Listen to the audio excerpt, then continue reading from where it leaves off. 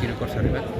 Doncs mireu, després de molts de mesos d'un conflicte sindical, l'últim mes i escaig hem estat negociant directament amb l'equip de govern per part de tots els representants que formen part de la Policia Municipal de Girona una proposta sobre el fet d'aplicar la OVLT igual que la resta del nivell 3 dels treballadors de l'Ajuntament, que al final teníem el vistiplau amb un informe favorable per part del secretari, i a part també se'ns demanava una mica de donar un marge per al tema de la disponibilitat dels agents. Hem augmentat els dies de disponibilitat que poden ser requerits a treballar, passaran de 4 a 6 dies. Sí que serà progressiu perquè l'elaboració de treball i el complement variable que es vol modificar s'aplicarà a 5 anys vista, i entenem que és un bon acord tant per la part social com per part de l'Ajuntament.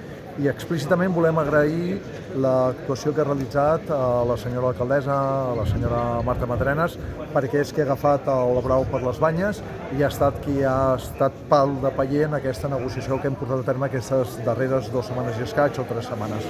Entenc que allò important és que ara s'us pot mobilitzar més, però també s'us pagarà més per mobilitzar. Sí, era un concepte que amb la fitxa lloc de treball i amb l'elaboració de llocs de treball no quedava clar la disponibilitat, no s'abonava la disponibilitat.